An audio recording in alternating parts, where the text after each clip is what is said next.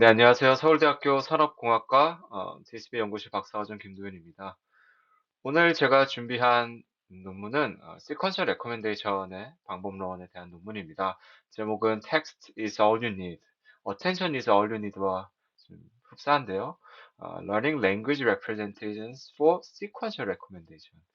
방법론의 이름은 렉포머입니다. 즉, 추천 시스템을 위한 언어 모델을 제안하는 그러한 방법론 및 연구가 되겠습니다.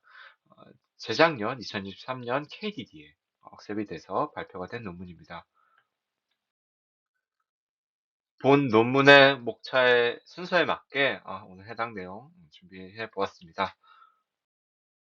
그럼 서론부터 시작해 보겠습니다. 어, 제안하는 렉프모의 간단한 요약을 하자면 앞서 말씀드린 대로 추천 시스템 전형 언어 모델이라고 이해해 주시면 좋을 것 같습니다. 즉, 이제 보시는 것처럼 후에도 말씀드리겠지만 오직 텍스트 정보만으로 이제 추천과 그 중에서도 sequential recommendation을 수행하는 방법론이다라고 이해해 주시면 되겠습니다. 그럼 이제 sequential recommendation을 이제 본 논문에서는 주로 다루게 되는데요. sequential recommendation은 이제 저의 지난 영상에서도 많이 다뤘던 내용으로 이제 사용자의 구매 이력, 뭐 리뷰 작성, 어떤 조회 등의 액션이 실행된 아이템의 순열 정보를 기반으로 다음 액션이 수행될 다음 아이템을 추천해주는 과업입니다. 보통 저희가 뭐 액션이라고 표기는 하지만 쉽게 소비라고 생각해 주시면 되겠습니다. 이전에 내가 소비했던 아이템들을 기반으로 다음에 뭘 소비할지 예측하는 과업이다라고 이해하실 수 있을 것 같습니다. 그래서 아이템의 순열에 대한 패턴 파악과 또 순열 내에 있는 아이템 간의 유사성을 파악하는 것이 키포인트가 될 것이고요.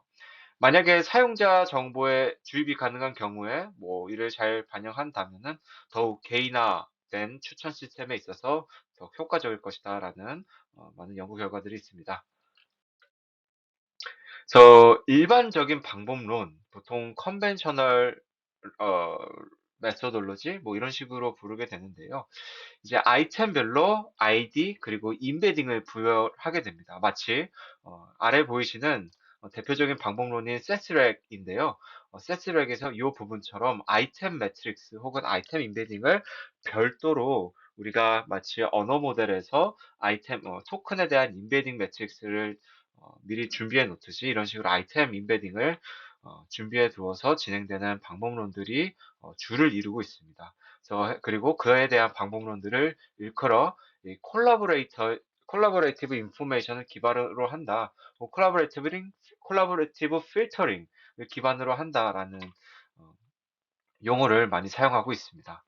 그래서 이에 대한 단점은 이러한 방법론들의 단점은 우선은 대표적으로는 콜드 스타트 아이템에 대해서 취약하다는 점이 있습니다. 즉 인터랙션의 수가 적기 때문에 충분히 이 콜라보레이티브 정보를 학습하지 못하게 됨에 따라서 애초에 좀 소비가 덜 된 아이템에 대해서 추천이 잘 되지 않는 경우가 있다라는 단점이 있고요.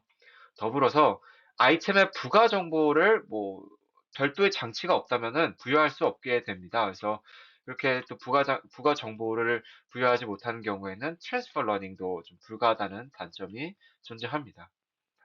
이 세스렉에 대한 발표를 지난번에 준비를 했었는데요. 관심 있으신 분들은 참고해 주시면 감사하겠습니다. 그래서 이러한 컨벤셔널 방법론들의 기본적인 문제점과 더불어서 저자들은 그럼 이 버트와 같은 언어 모델로 아이템의 텍스트 정보로부터 이 아이템 임베딩을 학습하는데 연결시킬 수 있지 않을까라는 질문을 던지게 됩니다. 이에 대해서 저자들은 언어 모델이 학습한 코퍼스와 추천 시스템에서 다루는 도메인의 차이가 많이 나기 때문에 사실상 아이템 임베딩의 학습에 적합하지는 않다라는 주장과 또 아이템의 여러 텍스트 정보를 문장 형식으로 취득은 가능하지만 이 단어별 중요도를 파악하는 것도 굉장히 큰 부분인데 이러한 점을 파악하기가 어렵다는 점을 지적하고 있습니다. 나아가서 언어 모델의 학습 방식은 여러분들께서도 잘 아시다시피 이 마스킹을 통해서 랭귀지 모델링을 하는 방식이 이루어지는데요. 그것과 추천 시스템에서의 과업, 즉 추천 과업은 다음 아이템을 좀 프리딕션하는 그러한 형태가 되겠습니다. 네, 이 두 과업 간에 차이가 있다라는 점을 문제점으로 삼고 있는데요. 저는 이 부분에 대해서 특히 첫 번째 부분 학습한 코퍼스와 추천 시스템에서 다루는 도메인의 차이가 나는 것도 어, 맞는 이야기지만 제 생각에는 오히려 코퍼스를 학습한 것이기에 조금 더 일반적인 지식이 반영되지 않았을까. 그래서 이 점이 또 나아가서는 제너럴 리티를 확보하는 데 더 용이하지 않을까라는 생각을 해보았습니다. 이에 대한 해결 방안을 결과적으로는 언어를 이해하는 것과 추천법을 동시에 융합한 Sequential Recommendation Framework를 제안합니다. 특히 ID가 프리하다는 점을 강조하고 있습니다. 즉, ID가 프리하다는 점은 앞서 보셨다시피 아이템마다의 특정 임베딩이 별도로 필요하지 않는다라는 얘기가 되겠습니다.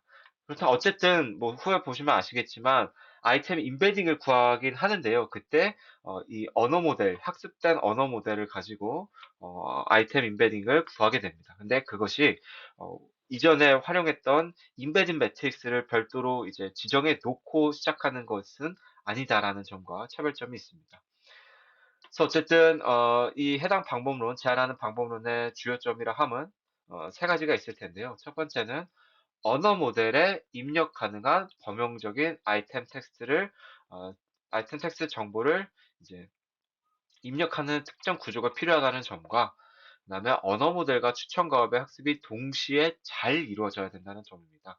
즉, 일반적인 언어 모델은 아이템의 순서 패턴을 파악하는 것에는 사실 좀 집중을 하고 있지 않기 때문에 이거를 잘 반영해야 되고 또 아이템 자체와 아이템의 텍스트 정보의 얼라이먼트가 함께 이루어져야 된다는 점이 있습니다.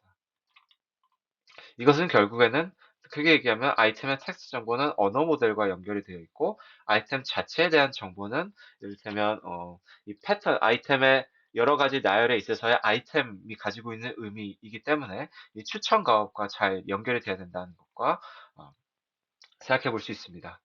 그리고 마지막으로 언어 모델 가지고 어떻게 아이템의 랭크를 예측할 수 있을까를 중점을 삼아서 해당 방법론을 잘 제안을 하고 있습니다.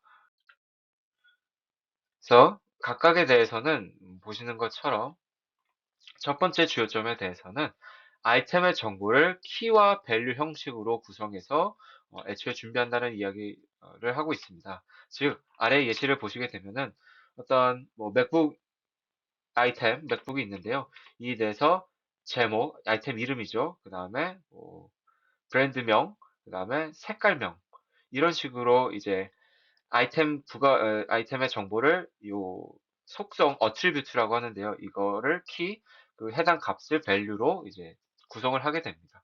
그렇게 되면은 사실 뭐 이 키값, 즉 속성명이 무엇이 됐든지 간에 이러한 형태 자체로 구성할 수 있다는 장점이 있죠. 즉 통일성을 갖출 수 있게 되죠. 두 번째, 이 언어 모델과 추천 가업의 학습이 동시에 이루어지기 위해서 일단 롱포머 형태의 바이다이렉셔널 트랜스포머를 이용하고 있다고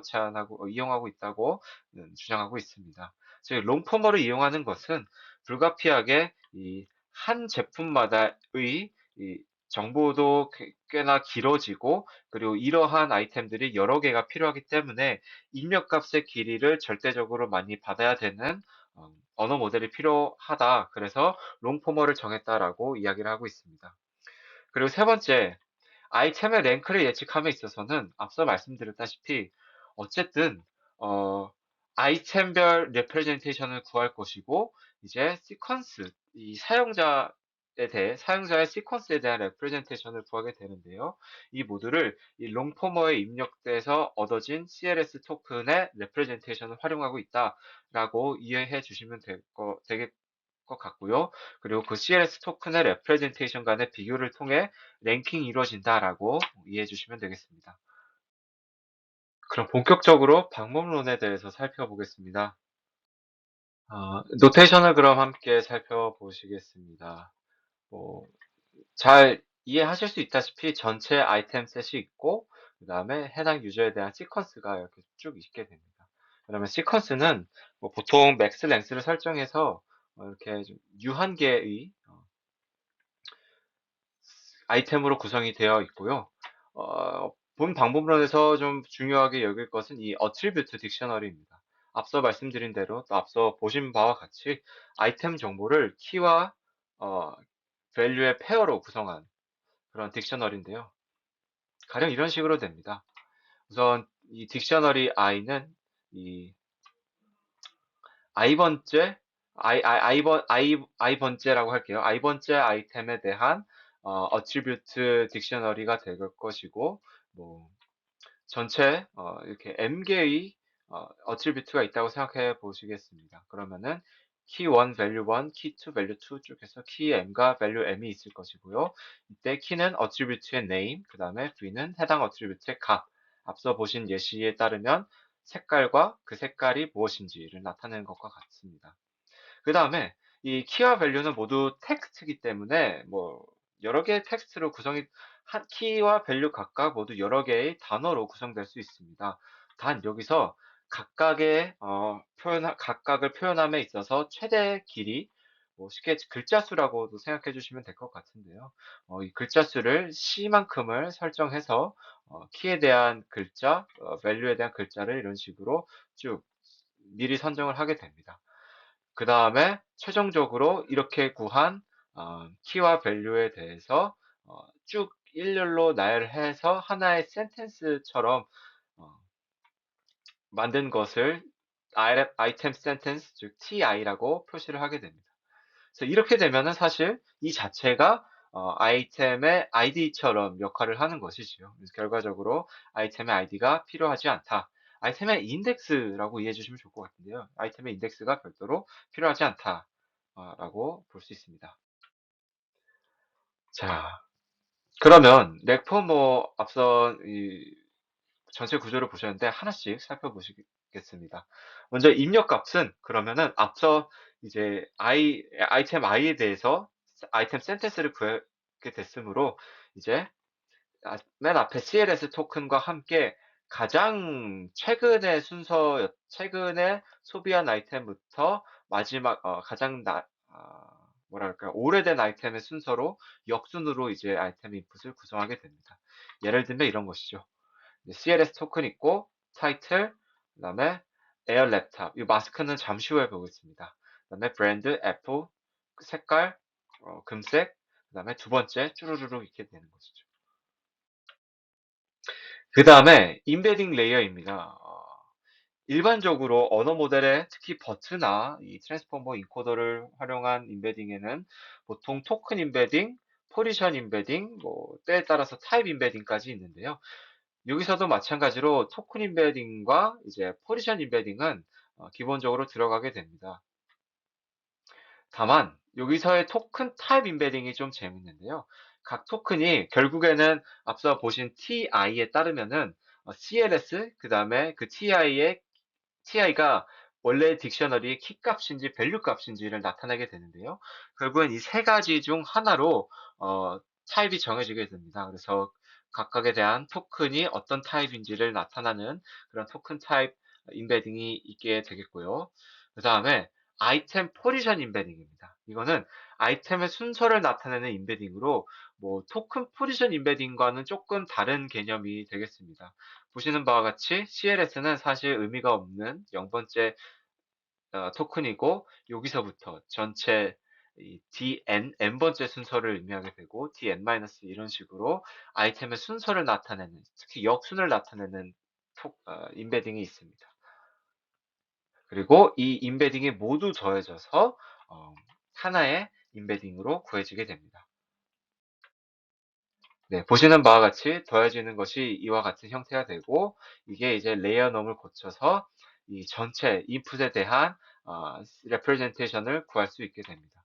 뭐 가령 어떤 특정 단어 하나하나에 보게 된다면은 이런 식으로 이렇게 위에서 아래로 이렇게 쭉쭉쭉쭉 더해 간다라고 봐주시면 될 것 같아요. 그러면은 전체 입력 길이는 이제 이와 상관없이 아이템의 입력 길이가 있고 전체 언어 모델에 대한 입력 길이가 있지 않겠습니까? 그랬을 때 불가피하게 아마 맨 끝에 부분은 좀 정보가 일부 소실이 되겠지만서도 전체 입력 길이를 L로 고정을 시키게 됩니다. 그러면 이제 CLS 토큰과 함께 총 L 플러스 1개의 어떤 아주 쉽게는 토큰이 입력이 된다라고 봐주시면 되겠습니다. 그렇게 트랜스포머 레이어, 즉 여기서 말씀드린 바와 같이 롱포머 모델을 사실상 이용하게 됩니다. 그래서 롱포머 모델을 거쳐서 각각의 레프레젠테이션을 얻게 되고, 특히 CLS 토큰의 레프레젠테이션을 전체 시퀀스에 대한 레프레젠테이션으로 간주합니다. 그 다음에 앞서 말씀드렸던 이 아이템의 레프레젠테이션을 구한다는 이야기가 이와 같은데요. 뭐 앞서 구한 이 값들에 대해서, 인베딩 값들에 대해서 CLS 토큰과 이 TI, 아이템 센텐스를 입력해서 얻은 CLS 토큰의 레프레젠테이션을 아이템 레프레젠테이션으로 간주합니다. 그러면 우리가 이따가 보게 되겠지만 이 어떤 학습이 다 완료된 후에 모든 아이템에 대한 레프레젠테이션을 조금 전에 본 방식으로 구할 수 있게 됩니다. 그리고 또 시퀀스 레프레젠테이션도 마찬가지죠. 그래서 시퀀스 레프레젠테이션과 아이템 레프레젠테이션의 코사인 유사도입니다. 코사인 유사도를 구해 가장 높은 아이템을 넥스트 아이템으로 예측하게 됩니다. 자, 지금부터 그러면 어떻게 모델이 학습이 되는지를 살펴보겠습니다. 모델은 크게 두 단계는 좀 이따가 나올 내용과 좀 겹쳐서요. 크게 프리트레이닝과 파인 튜닝의 과정을 거치게 됩니다. 그 중에서 프리트레이닝 먼저 살펴보실 텐데요. 결과적으로는 이제 언어 모델과 추천 시스템, 추천 과업을 동시에 좀 고려해야 한다라는 점이 필요하겠고요. 이에 언어 모델과 관련해서 이 Masked Language Modeling, 즉 MLM을 버처 같은 방식으로 진행을 하게 됩니다. 그 다음에 이거는 쉽게 이해할 수 있는데, 그럼 이제 추천 시스템을 고려하여서는 어떻게 진행될까 보았을 때, 이제 인배치 네가티브를 이용해서 이를테면 인배치 네가티브를 활용한 컨트라스티브 러닝을 진행하게 됩니다. 그래서 이를 아이템 컨트라스티브 태스크라고 명명하였는데요. 뭐 이제 유저 인터랙션 시퀀스, 즉 앞서 보셨던 시퀀스 레프레젠테이션을 얻을 수 있지 않겠습니까? 그에 대해서 이제 실제 정답값과 정답이 아닌 아이템들의 값에 대해서 이제 컨스트럭티브 러닝을 진행한다라고 이해해 주시면 되겠습니다.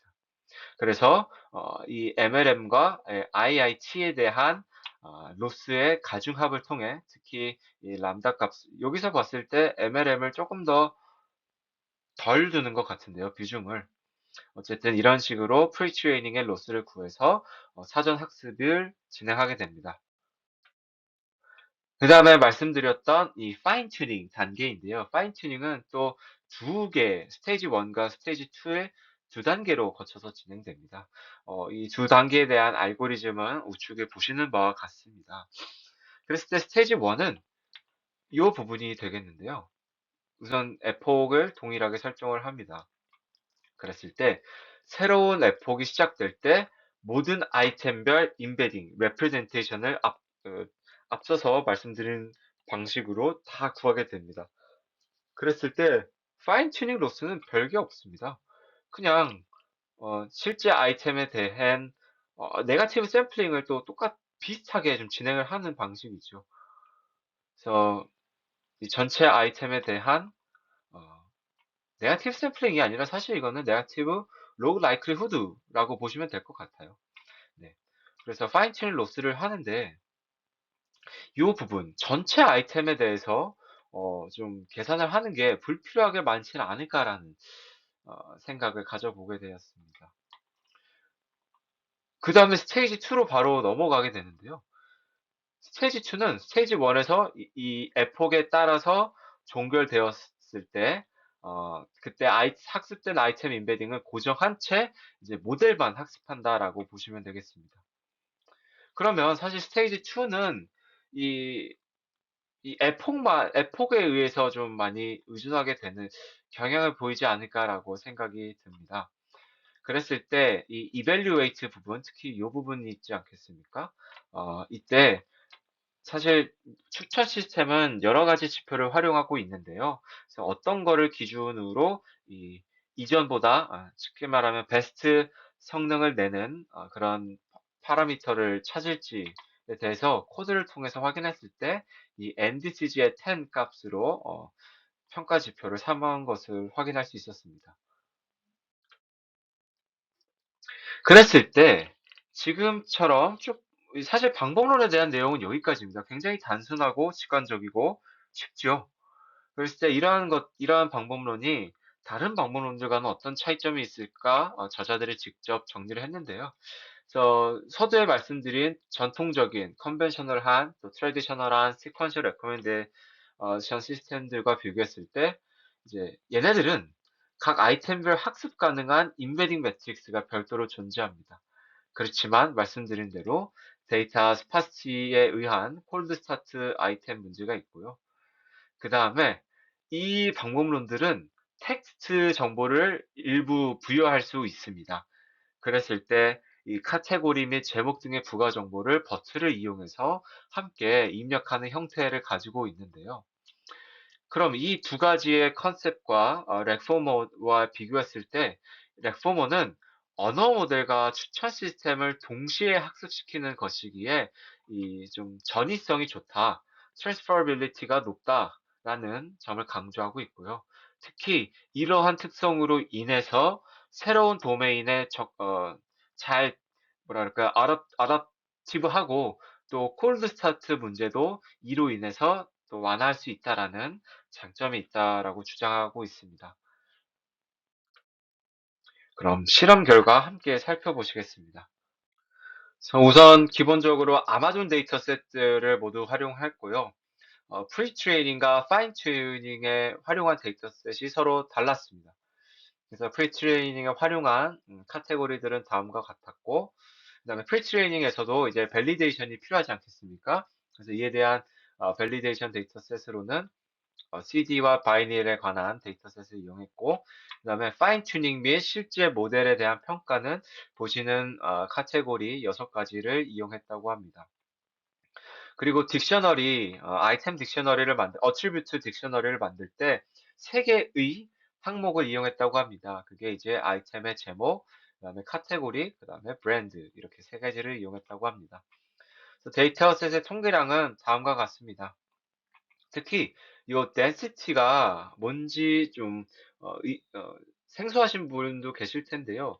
density는 쉽게 생각하면 전체 유저의 수, 그리고 아이템 전체의 수를 곱한 거와 이 인터랙션 간의 비율을 의미하게 됩니다.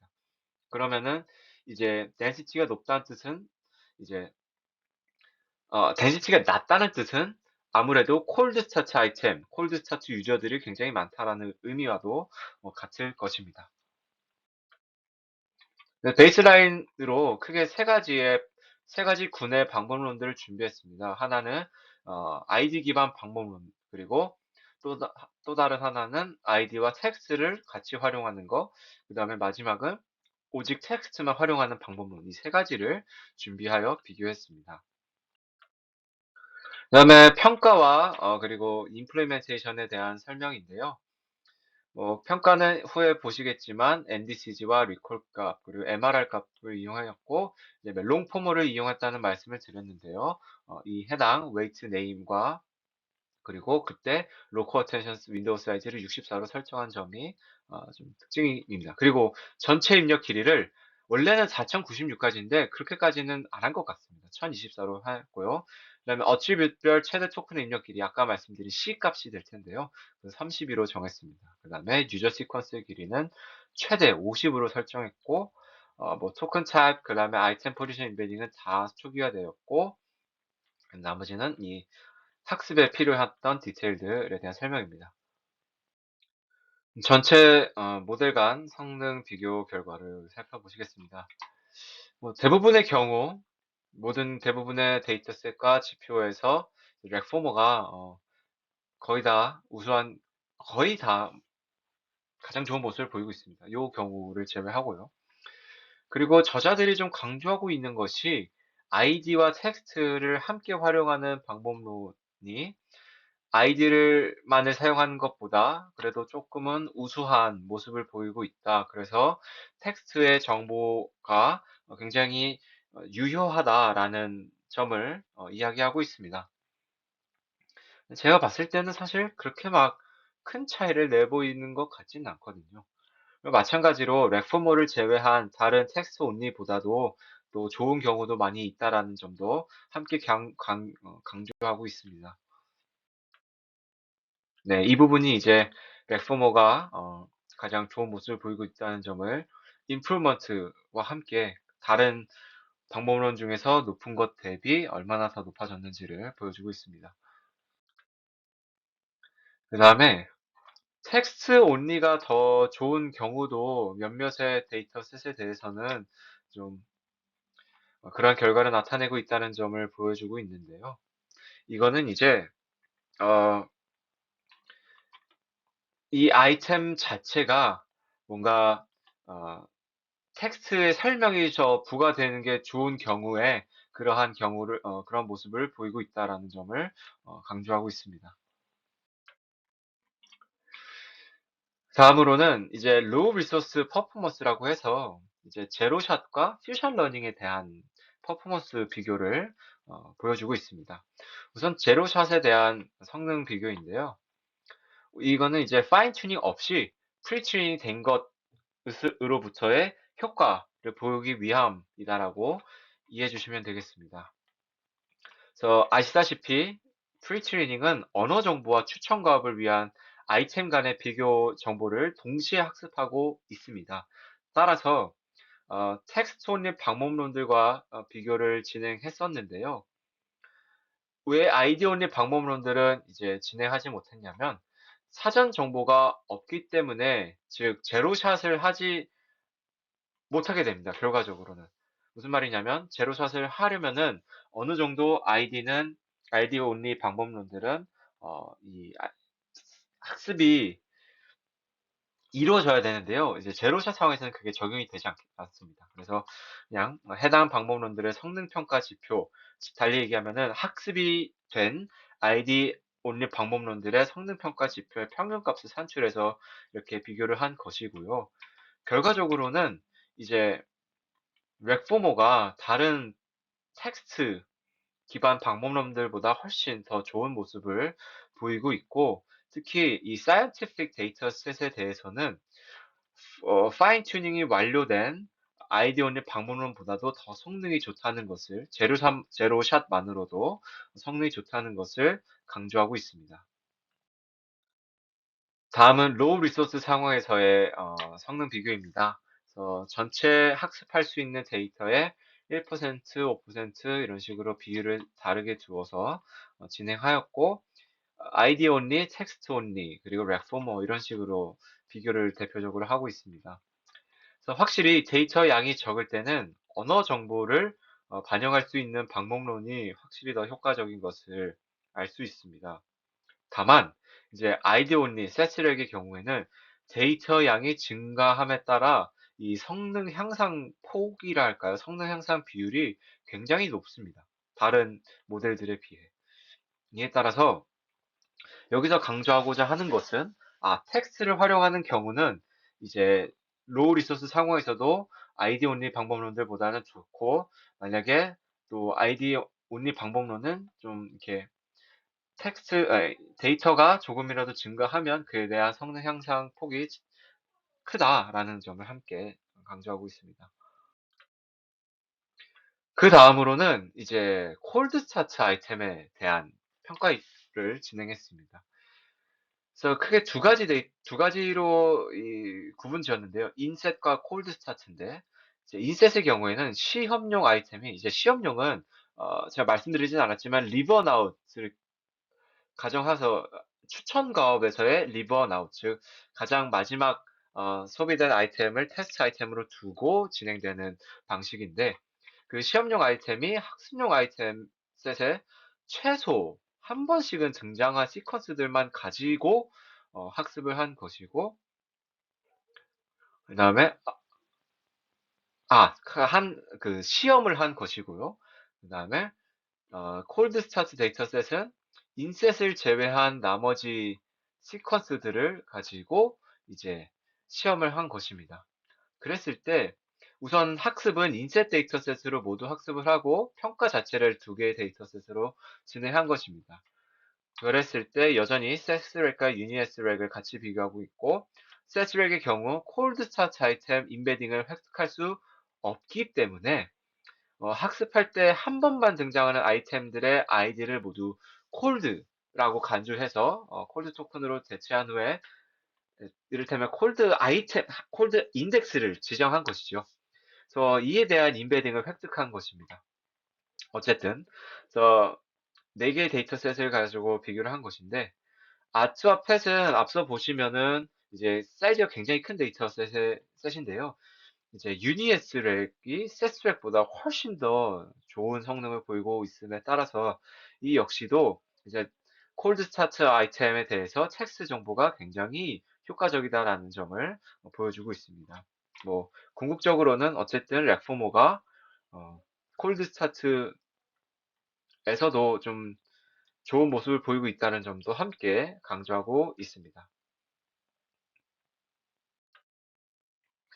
다음 어블레이션 스터디인데요. 어블레이션 스터디가 조금 제가 이해했을 때는 어, 조금 어렵게 설명을 했었는데요. 결과적으로 표와 함께 지금 우측에 제가 정리해 드린 것을 비교하면서 보시면 좋을 것 같습니다. 1번은 without two stage fine tuning이라고 되어 있는데요. 그러면 그냥 저희가 이해했을 때는 프리 트레이닝만 가지고 한 것인가 라고 보이겠지만 그게 아니라 파인 튜닝을 하는데 투 스테이지로 하는 것이 아니라 그냥 정해진 에폭만큼 한 번만 하게 되는 것입니다. 그래서 그때는 이제 어, 특히 단어 인베딩을 학습을 하지만 아이템 인베딩을 학습하지 않는다고 하고 있습니다. 즉 모델은 학습하는데 이 앞서 구한 아이템 레프레젠테이션을 학습하지 않는 경우다라고 이해해 주시면 될 것 같고요. 그 다음에 이번에는 모델을 학습하고 모델과 아이템 모두를 이제 학습하지 않는 것이 2번. 그 다음에 3번은 트레이너블 워드 인베딩, 아이템 인베딩. 즉, 둘 다 학습하는 것. 다만 여전히 그냥 스테이지 딱 하나만 가지고. 그 다음에 4번은 아이템 인베딩은 학습하되 이제 워드 인베딩, 모델은 학습하지 않는 그런 경우가 되겠습니다. 이랬을 때 사실 좀 데이터셋마다 우선 오리지널 렉포머가 모든 경우에 비해 더 좋은 모습을 보이고 있다는 점을 강조하면서도 제가 봤을 때는 데이터셋마다 좀 상이한 결과를 보여주고 있습니다. 근데 가령 사이언티픽 데이터셋은 요 데이터셋이죠. 알찬 인베딩을 고정하는 것이 이제 학습하는 것보다 더 효과적인 모습을 보여주고 있고요. 반면 인스트루먼트는 그에 반대되는 즉 아이템 인베딩을 학습하는 것이 더 효과적인 결과를 보여주고 있습니다. 그리고 5번, 6번은 이제 반대로 프리 트레이닝 없이 투 스테이지만 진행하는 것이 5번. 그다음에 6번은 렉포머에서만 활용하는 인베딩들이 있지 않습니까? 그게 이제 아이템 포지션 인베딩과 토큰 타입 인베딩인데 그것을 제외하고 프리 트레이닝을 다 거친 그러한 것을 의미하는데 특히 5번의 경우가 지금 보시는 게 5번인데요. 이 원본 성능과 비교했을 때 가장 성능 하락폭이 큽니다. 그래서 제가 봤을 때 이 프리트레이닝의 효과가 굉장히 크다라는 점을 알 수 있었습니다. 그러면 프리트레이닝을 얼마만큼 가져가는 것이 효과적일까에 대한 실험도 진행했는데요. 사실 이 개념은 우리가 일반적인 언어 모델을 학습할 때 언어 모델은 스텝수 굉장히 많이 학습할수록 성능이 좋아지는 것을 잘 알고 있지 않겠습니까? 근데 실제로 그러한 개념을 혹은 그러한 가설을 본 방법론에서도 세우고 진행해 보았을 때 오히려 어느 시점 이후부터는 성능이 이렇게 하락하는 모습을 보이고 있다라는 점을 알려주고 있습니다. 그래서 이에 대한 이유를 두 가지를 제시하고 있는데요. 첫 번째는 활용한 롱포머 자체도 프리트레인 되어 있어서 일반적인 자연어 지식이 있는 상황입니다. 따라서 이 language to item text에 대한 adaptation이 일찍이 수렴이 돼서 그 이유는 뭐 이미 다 수렴이 된 상황이기 때문에 큰 효과가 없다라는 것이고, 두 번째는 그렇지만 추천 시스템 데이터셋의 도메인 간 동일 텍스트라도 다르게 인식되는 경우가 있어서 또 일정 수준의 스텝 이후부터는 오히려 성능이 악화될 수도 있다라는 점도 이야기하고 있습니다.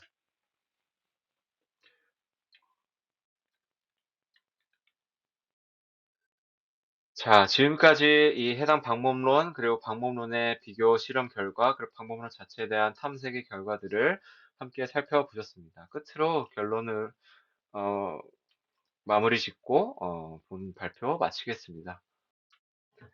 저희가 오늘 살펴본 이 렉포머는 추천 시스템 전용 언어 모델이다라고 볼 수 있습니다. 기존 언어 모델의 과업과 추천 과업을 위한 전용 사전 학습 방식을 채택하고 그 다음에 파인 튜닝을 거쳐서 최종적으로는 추천 시스템으로서의 역할을 할 수 있는 방법론이 되겠고요. 이러한 여러 가지 것들이 충분히 합리적이고 또 납득 가능하였습니다.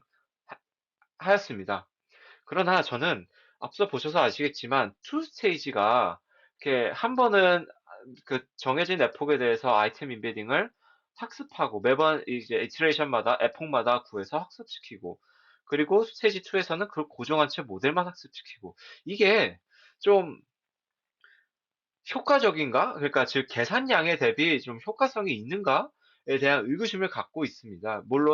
물론 어블레이션 스터디를 통해서 그 효과성이 입증이 되었지만 좀 더 시간을 줄일 수 있는 더 효율적인 개선 방안이 있지 않을까? 아직은 제가 어떤 방안이 좋을지에 대해서는 떠오르지는 않았지만 그 효율적인 개선 방안이 있지 않을까라고 생각이 듭니다.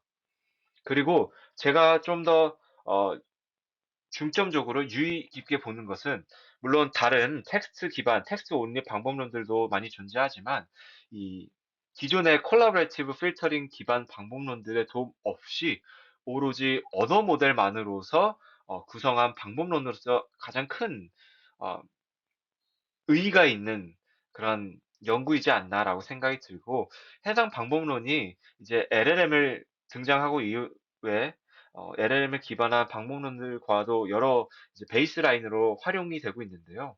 그 LLM을 활용하기 직전에 어떤 초기의 모습이지 않나, 이 레프머를 통해서 LLM으로도 확장할 수 있지 않았나라고 개인적으로 생각하고 있습니다. 네, 오늘 제가 준비한 내용은 여기까지입니다. 다음에도 유익한 내용으로 다시 찾아뵙겠습니다. 감사합니다.